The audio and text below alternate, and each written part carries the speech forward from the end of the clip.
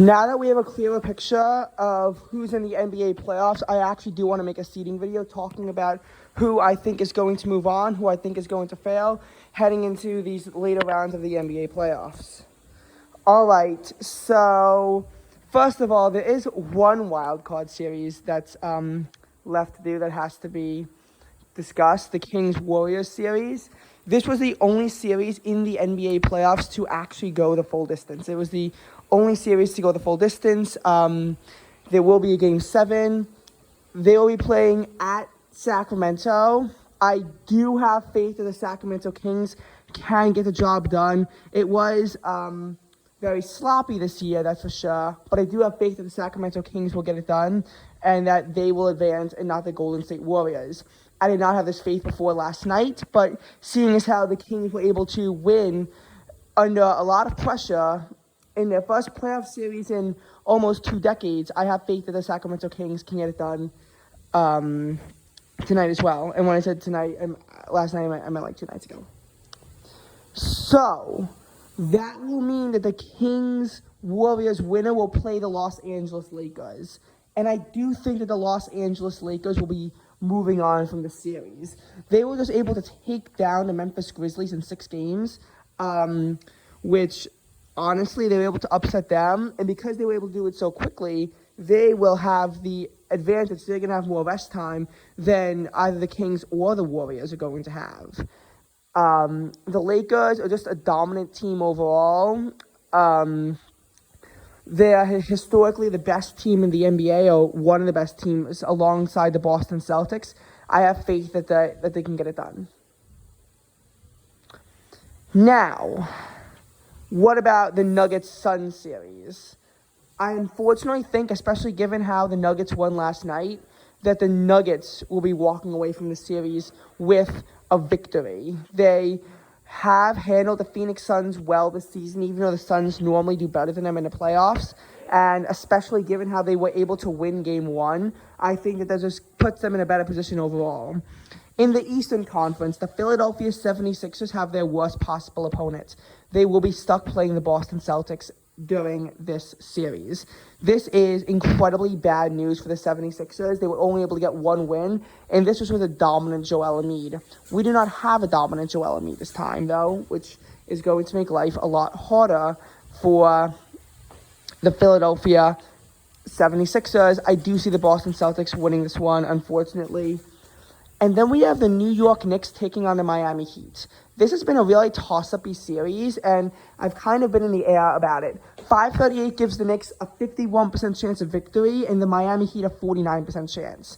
That's obviously the closest to 50% out of any of the series in the NBA wildcard, any NBA series this year. It's the closest out of like any of them. I think the only time we saw a 51-49 was after Game 2 of the Kings-Warriors series, with the Warriors being heavy favorites, but the Kings winning the first 2. Then they would lose the next 3, though. I think that that we will see the... Well, actually, I don't know. I feel like this result... Well, first of all, this result is also going to heavily impact the outcome of the conference championships. And with this being too close to call, I want to just talk about what happens if either side wins. So, if the Knicks win, so if you're a Celtics fan, you're rooting for the Heat. If you're a 76ers fan, you're rooting for the Knicks. Now, if you're a Knicks fan, you're rooting for the Celtics. If you're a Heat fan, you're rooting for the 76ers, and I'll tell you why. Pretty much, if the Celtics win, they'll probably beat the Miami Heat, given what happened in the conference finals last year, as well as how the series went this year. But if it's the Knicks that move on, they swept the Celtics this year, and I think the Knicks are going to move on past the Celtics in the conference finals into the NBA finals if this happens.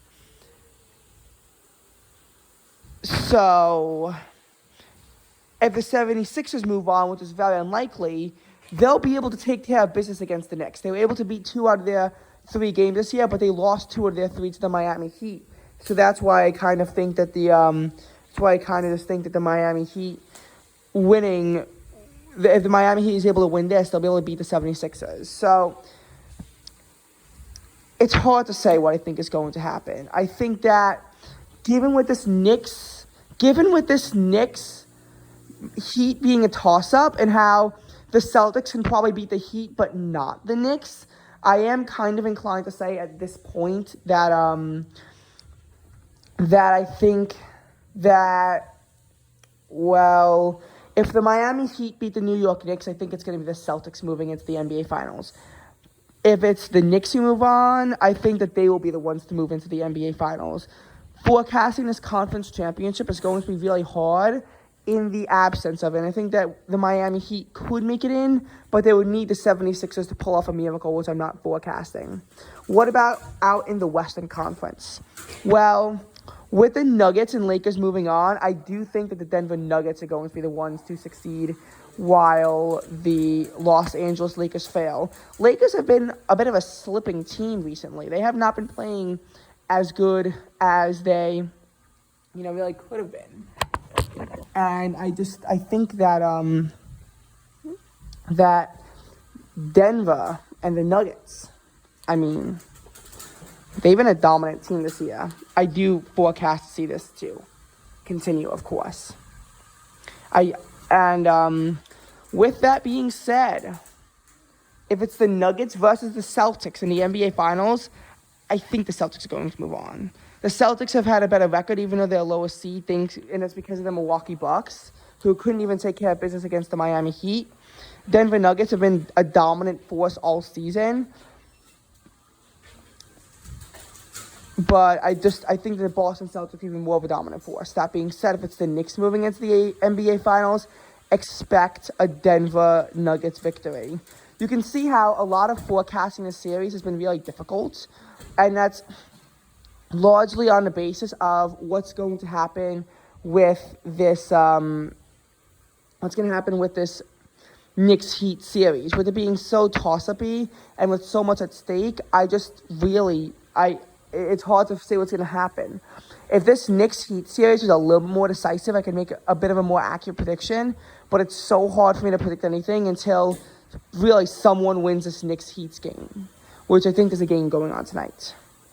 Oh, and by the way, just on the off chance that someone was wondering if I'm actually wearing shorts today, knowing how it's raining and really cold, the answer is no. My sweatpants are right here. I was trying to change, but then I realized there was absolutely no place I could hang my phone up. It's just that I just had my lifeguard pre-test, and this is my bathing suit, and I filmed a video before changing. So, yeah.